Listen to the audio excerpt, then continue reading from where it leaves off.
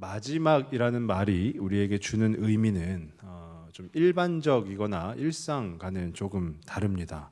그 일반적이나 일상과는 다른 무언가 묵직함이 있는 것 같습니다.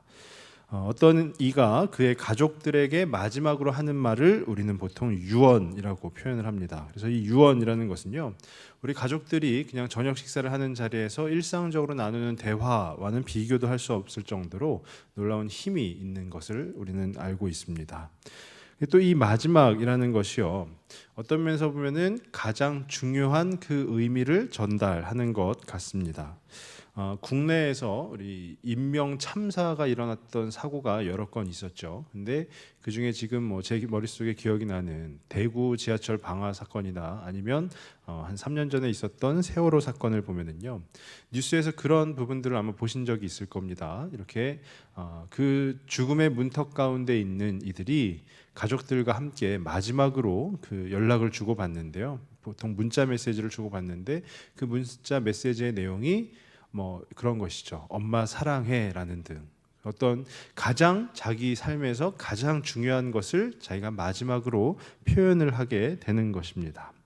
오늘 본문은요, 바울도 그동안 이렇게 써내려가던 이 편지를 마치면서 마지막으로 전하는 권면입니다. 그래서 이 내용 가운데도 이 갈라디아서의 가장 중요한 의미가 담겨 있습니다. 그 의미가 무엇인지 한번 좀 같이 오늘 살펴보실 수 있기를 바랍니다. 이 갈라디아서는요, 우리가 계속해서 말씀드린 것처럼 지역교회, 그 갈라디아 지역교회 성도들에게 중요한 하나의 사건이 발생했습니다. 그 사건이 뭐냐 하면 율법주의자들이 이제 율법을 강조하면서 할례를 강조하면서 그 그리스도를 믿는 성도들을 자꾸 꼬드기는 거죠. 어떻게 꼬드기느냐? 너희도 할례를 받아야 된다라고 꼬드기는 겁니다. 그러니까 이 그리스도를 통한 믿음만이 아니라 할례를 받았을 때 우리가 진정한 구원을 누릴 수 있다라는 것이요. 그런데 거기에 대한 바울의 메시지는 무엇이냐면요, 믿음이 중요하다라는 것이요. 믿음이 중요하다. 그러니까 주님 앞에 선 우리의 믿음이 중요하다라는 것이죠. 그리스도인이 누구입니까? 바로 믿음으로 사는 사람들이죠. 그리스도인 하면 예수님을 믿는 사람들을 지칭하는 표현 아니겠습니까? 근데 이 갈라디아서를 계속해서 보면은요, 육체보다 성령의 열매가 더 중요하다. 그리고 우리 그리스도인들은 육체를 따라 살 것이 아니라 성령을 따라 살아야 된다라는 것이고요. 또 지지난번에 살펴본 것처럼 성도라면, 그리스도를 믿는 성도라면 그 성도다운 모습이 무엇인가라는 것에 대해서 바울이 계속해서 권면을 하고 있는 것입니다. 그렇게 계속해서 바울의 권면을 그동안 살펴보았는데 이제 그 마지막 시간입니다. 그러니까 마지막으로 바울이 무엇을 말하고 있는가? 제가 서두에 마지막이라는 것은 좀 묵직함이 있다고 그랬어요.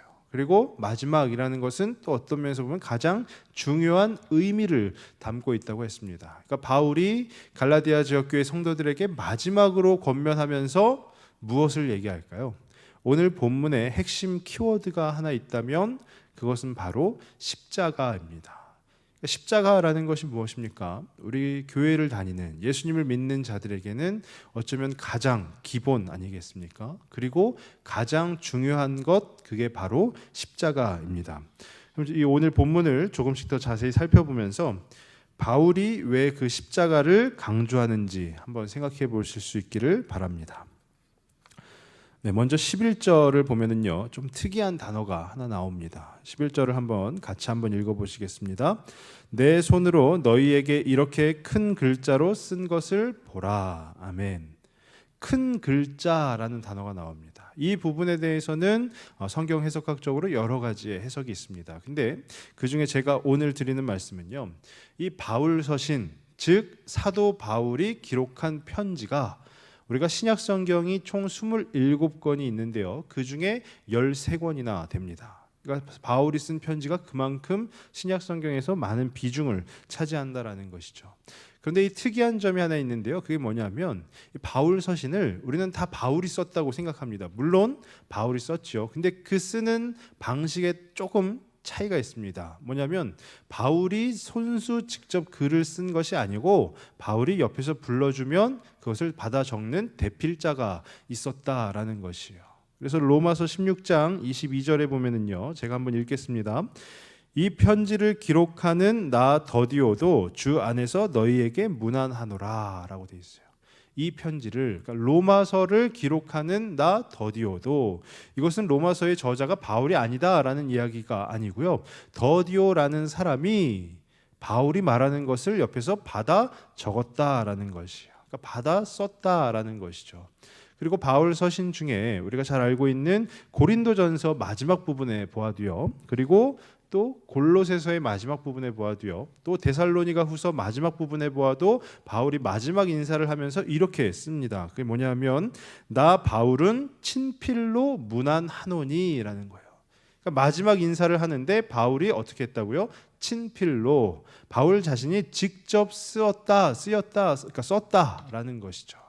그러니까 그러면 앞선 내용들은 바울이 직접 쓴 것이 아닌가라고 보면 다 대필자를 이용해서 썼다라는 것이에요. 근데 오늘 이 11절에 나온 큰 글자라는 단어가 의미하는 바가 무엇이냐면요, 그냥 우리가 가시적으로 보았을 때 큰 것을 말하는 것이 아니고요, 바울이 내 손으로 직접 썼다라는 것을 강조하는 것입니다.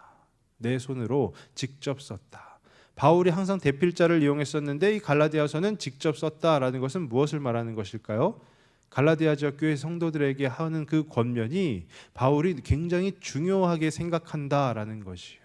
너희가 지금 율법 가운데, 할례 가운데 매어 있는 부분, 어떻게 믿음만으로 구원을 얻는데 그것보다 자꾸 주변에서 유혹이 오니까, 현혹되니까 그 안에서 공동체가 참으로 어려워지니까 바울이 직접 펜을 들고 직접 그 진화에 나섰다라는 것이에요. 이것은 무엇을 말하냐면요, 꼭 잘 들어야 된다라는 것을 말하는 것이에요. 그리고 명심해야 된다라고 강조하는 것입니다. 우리가 부모님들이 자녀를 이렇게 양육하실 때도요, 좀 중요한 부분 있지 않습니까? 중요한 부분은 꼭 직접 말씀하시지 않습니까? 만약에 첫째가 있고 둘째가 있어요. 그러면 둘째에게 뭔가 타이를 때 별로 중요하지 않은 것은 첫째나 아니면 뭐 남편에게나 이렇게 전달할 겁니다. 둘째 보고 이것 좀 이렇게 하라고 그래라고 할 거예요. 근데 둘째에게 정말로 중요한 것, 정말로 잊어버리면 안 되고 놓치면 안 되는 것을 말할 때는 아마 직접 확인을 할 것입니다. 그만큼 중요하다라는 것이죠. 이 갈라디아 지역 교회 성도들에게 너희 이 말씀은 꼭 기억해야 된다, 꼭 명심해라 라고 이야기하는 것과 같다라는 것입니다. 그러면 무엇을 잘 듣고 명심해야 되냐면요, 그 뒷이야기를 보시면 되는데요, 그 뒷이야기 가운데 한 부류의 사람들에 대해서 바울이 언급을 합니다. 그들이 누구냐면요, 12절에 보면 육체의 모양을 내려하는 자들이라고 표현이 되어 있어요. 육체의 모양을 내려하는 자들, 이것을 조금 쉬운 말로 바꾸면 육체를 꾸미기 좋아하는 사람들이라는 거예요. 그러니까 그동안 이 갈라디아서의 내용에 비추어 보면은요, 성령을 따르지 않고 육체를 따르는 사람들을 바로 이 육체의 모양을 내려하는 자들이라고 표현을 하는 것입니다. 그러니까 그 육체의 할례를 강조하는 이들을 지칭하는 것이죠. 그런데 그들이 자기들만 그냥 할례를 강조하고 있느냐? 그게 아니라 성도들에게도, 예수님을 믿는 성도들에게도, 그 교인들에게도 할례를 강요하고 있다라는 것이요. 그럼 그들이 왜 할례를 강요하냐라고 하면은요, 12절 하반절 말씀, 우리 그들이라고 되어 있는 부분이 있는데요, 12절 하반절에 그들이 되는 그 시작하는 부분을 우리 같이 한번 읽겠습니다. 그들이 그리스도의 십자가로 말미암아 박해를 면하려 함뿐이라. 아멘. 이게 무슨 말이냐면요, 그들은 그리스도의 십자가를 따르면 박해를 받을까봐 두려워하고 있다라는 것이에요. 그들이 누구냐? 육체의 모양을 내려하는 자들은 그리스도의 십자가를 따르면 자기네들이 박해를 받을까봐 지금 두려워하고 있다라는 얘기입니다. 어떤 박해입니까? 당시 로마 제국의 압제 가운데 있는데요, 자유가 억압을 당하고 있습니다. 근데 이 로마 제국에서 당연히 예수님을 믿는 자들을 박해하겠죠. 근데 이 로마 제국에서 어떤 좀 그 방편이 있었냐 하면은요, 유대인들에게 자신의 전통 신앙을 지킬 수는 있게 해주는 거예요. 유대인들의 전통 신앙이 무엇입니까? 바로 율법, 즉 이 갈라디아에서 말하고 있는 할례라는 것이죠. 그러니까 할례를 지켜 행하면 이 로마 제국에서 어느 정도 인정을 해주는 겁니다. 무엇을 인정을 해주냐면 그래 너희가 너희 신앙을 가지고 사는 것을 이 로마 제국에서 받아들여 주겠다라고 암묵적으로 인정을 해주는 거예요. 그러니까 이 율법주의자들이 박해를 면하려고 박해를 받지 않으려고 할례를 받는 것입니다. 자기 자신의 전통적 그 신앙을 계속해서 이어가고 있는 것입니다. 그런데 이것은 무엇이냐? 예수님을 믿지만 그 사회적인 기준에 내 자신을 맞추어 가는 것이에요. 그러니까 사회에서 정해놓은, 한마디로 얘기하면 세상에서 정해놓은 그 기준을 따르는 것입니다. 하나님 나라의 백성들이 하나님 나라의 법을 따라야 하는데 그렇지 않고 이 세상에서 정해놓은 그 법을 따르는 것입니다. 그러니까 이 할례를 강요하는 자들, 즉 육체의 모양을 내려 하는 자들은요, 할례를 받지 않고 그냥 예수님을 믿는 그런 모습들을 보이면 내가 그 십자가 때문에 박해받을까 봐 지금 두려움에 떨고 있는 것입니다. 그러니까 그 육체를 따르는 인간에게 이 십자가라는 것이 바로 큰 두려움이 되는 것입니다. 그래서 할례를 강요하고 그 사회적 장치에 자기 자신을 맞추어 가고 있는 것입니다. 저는 이 말씀을 묵상하면서 지금 우리 사회의 모습과 굉장히 많은 부분이 닮아 있다라는 생각이 들었습니다. 그게 뭐냐면요, 강한 자의 편에 서서 떨어지는 그 어떤 떡고물이라도 그것을 먹으면, 주워서 먹으면 그것이 나의 곧 힘이 된다라는 것이죠. 이 사회의 어떤 제도나 장치가 그런 식으로 되어 있는 것 아니겠습니까? 강한 자 옆에 서가지고 어떤 떨어지는 떡고물에다 주워 먹으면 그것이 나의 힘이 되고 내가 박해받지 않을, 두려워하지 않을 어떤 근본적인 힘이 된다라고 생각하는 것이죠. 그리고 그것이 자유라고 받아들이게 되는 것입니다. 그리고 점차 믿는 사람이, 예수 그리스도를 믿는 사람이 세상과 타협해 나아가는 것입니다. 우리가 갈라디아에서 뭐라고 했죠? 타협이라는 것은 멀리해야 된다라고 했습니다.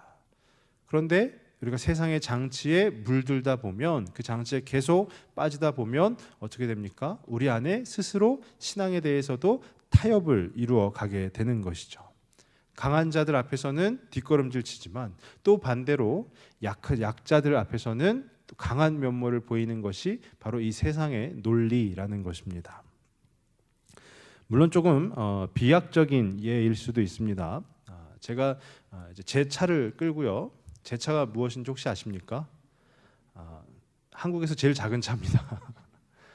제 차를 끌고 저 목동 신시가지 쪽으로 나가면은요, 신시가지 복잡하잖아요. 막 다 일방통행이고 막 4차선인데도 일방통행이고 그렇지 않습니까?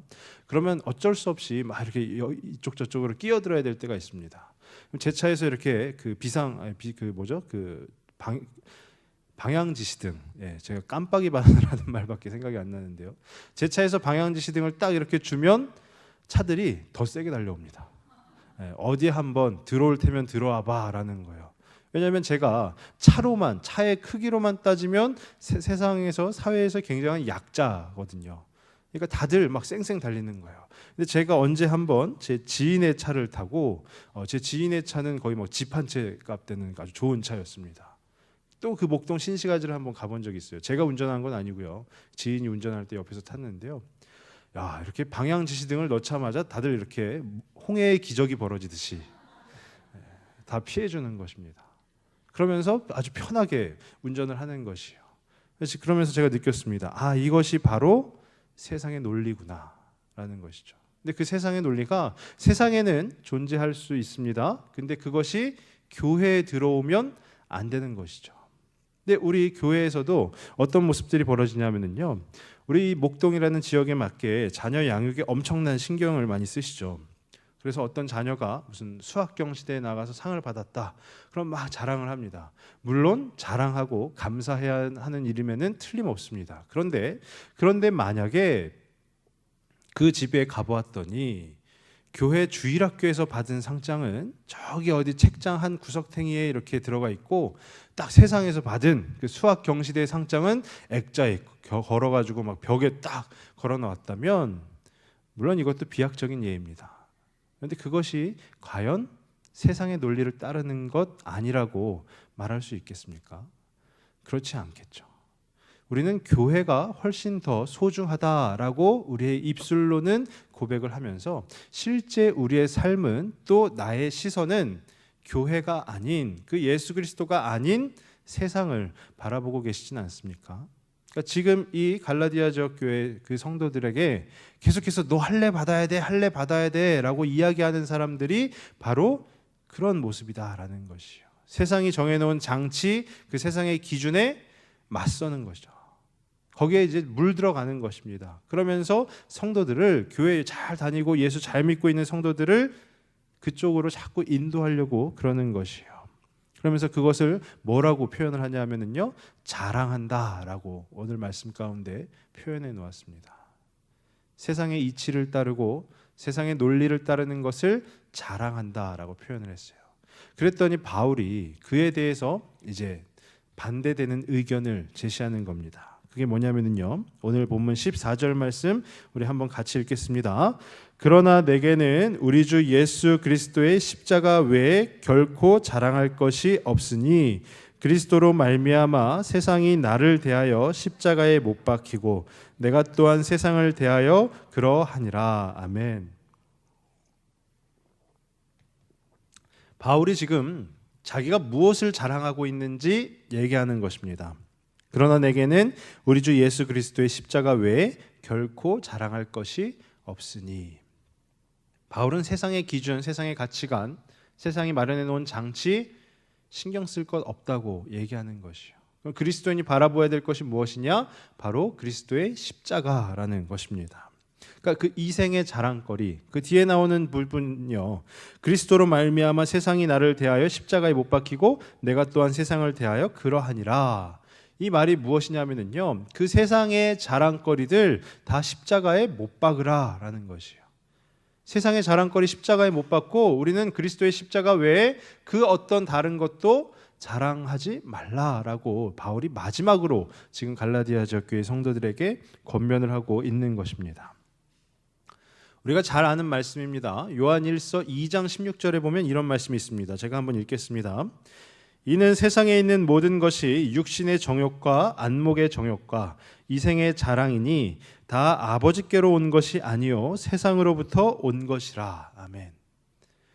요한일서에 기록된 건 무엇이죠? 세상에 있는 모든 것, 세상이 마련해 놓은 장치, 세상의 기준들, 그 모든 것은 무엇이라고 하냐면요, 세 가지로 얘기하고 있습니다. 육신의 정욕, 그리고 안목의 정욕, 또 이생의 자랑. 이것은요, 아버지께로부터 오지 않았다라고 이야기를 하는 것이에요. 우리가 인간의 원죄에 대해서 얘기할 때 주로 인용하는 성경 구절이 바로 창세기 말씀입니다. 창세기에 보면은 아담과 하와가 동산 중앙에 있는 선악을 알게 하는 나무의 열매를 따먹지 않습니까? 근데 그때 그 뱀의 관계에 넘어간 하와가 그 열매를 바라보았을 때 어떻다라고 표현을 하냐면요, 하와가 그 열매를 본즉 뭐라고 하죠? 먹음직하고 보암직하고 지혜롭게 할 만큼 탐스럽다라고 합니다. 그 열매를 딱 보니까요, 세상의 것을 바라보니까 우리가 보는 것 그 자체, 그것을 먹음직스럽다라고 표현하는 것이 바로 육신의 정욕이라는 것이죠. 그리고 보암직하다라는 것이 바로 안목의 정욕이라는 것이에요. 그리고 그 열매가 나를 지혜롭게 할 만큼 탐스럽다라는 것이 바로 이생의 자랑이다라는 것이에요. 근데 먹음직하고 보암직하고 지혜롭게 할 만큼 탐스러운 그 열매를 하와와 아담이 따 먹었을 때 어떻게 되었습니까? 세상과는 조우했을지 모르지만 하나님과는 멀어지게 되었습니다. 우리 그리스도인들은요, 지금도 마찬가지다라는 것이에요. 우리 그리스도인들이 세상을 점차 따라가고 그 세상에 물들어가고 하면은요, 우리는 그만큼 하나님하고는, 예수님하고는 조금씩 멀어지게 된다라는 것이요. 그러면 우리는 어떻게 해야 되냐면요, 그 이생의 자랑, 그 자랑거리들 다 십자가에 못 박아야 된다라는 것입니다. 그리고 그 십자가를 자랑해야 된다라는 것이에요. 우리 성도님들 무엇을 자랑하면서 살고 계십니까? 우리 자녀들을 자랑하면서 살고 계십니까? 아니면 우리 통장 잔고를 자랑하면서 살고 계십니까? 아니면 넓은 집으로 이사 가는 것을 자랑하면서 살고 계십니까? 물론 저는 그런 걸 자랑하는 것이 나쁘다라고 표현하는 것은 아닙니다. 솔직히 저도 보면은요, 부럽습니다. 자녀들이 잘 되는 분들을 보면 부럽고, 통장에 잔고가 막 빵빵한 분을 보면 부럽고, 또 넓은 집으로 이사 가시는 분을 보면 부럽습니다. 그리고 어느 도로에서든지 방향 지시등을 넣었을 때 홍해의 기적이 벌어지는 그런 차를 타는 분들을 보면 저는 부럽습니다. 탈 수 있을 거라고요? 감사합니다. 중요한 것은 뭐냐면요, 우리가 그것을 자랑할 것이 아니라 바로 그리스도의 십자가를 자랑해야 된다라는 것이에요. 그렇기 때문에 우리가 맨날 막 밖에 나가서 예수님 믿으세요라고 외치는 것만이 자랑하는 것이 아니고요, 내 마음 가운데서 그 이생의 자랑들 계속 십자가에 못 박으면서 조금씩 예수 그리스도가 차지하는 그 비중을 넓혀가는 것, 그게 바로 십자가를 자랑하는 것이다라는 것이에요. 그럼 우리가 무엇을 바라보아야 하겠습니까? 바로 하나님의 시선이 머무는 곳을 바라보아야 하는 것이죠. 세상을 바라볼 것이 아니고요, 하나님의 시선이 머무는 곳을 바라보아야 하는 것입니다. 그래서 오늘 말씀 15절 말씀 우리 같이 한번 읽겠습니다. 15절입니다. 할례나 무할례가 아무것도 아니로되 오직 새로 지으심을 받는 것만이 중요하니라. 아멘. 이 구절에서는요, 두 신분에 대해서 나옵니다. 그 두 신분이 뭐냐면요, 할례나 무할례로 표현되는 것이죠. 바로 유대인이냐 이방인이냐라는 것이요. 세상이 정해놓은 신분을 말하는 것입니다. 근데 그 뒤에 나오는 이야기가 뭐냐면요, 오직 새로 지으심을 받은 것만이 중요하다라는 것은 중생하였느냐 아니면 중생하지 못하였느냐, 더 쉽게 얘기하면 예수님을 만났느냐 아니면 예수님을 모르느냐라는 것이요. 앞에 것이 세상이 정해놓은 기준이라면 뒤에 것은 하나님이 정하신 기준이라는 것이요. 그러면 중요한 것은 하나님의 시선이 어디에 머물러 계시겠습니까? 세상의 기준에 머물러 계시겠습니까? 아니죠. 하나님의 시선은 하나님이 정해놓으신 그 기준에 머물러 있는 것입니다. 그러니까 그 세상의 기준이 아닌 성령으로 새롭게 되는 것, 우리가 참된 구원을 누리는 것, 거기에 하나님의 관심이 또 하나님의 마음이 있다라는 것이에요. 그럼 우리가 고개를 들어서 바라볼 때 어디를 바라봐야 합니까? 세상을 바라볼 것이 아니라, 세상의 그 기준들을 바라볼 것이 아니라 하나님의 마음이 머무는 곳, 하나님의 그 시선이 머무는 곳을 바라보아야 하는 것이요. 우리가 언행일치라는 말이 있습니다. 언행일치가 뭐냐? 자기가 말을 했으면 행동으로 옮겨야 된다라는 것이요. 말만 하면은 안 된다라는 것을 말하는 것이죠.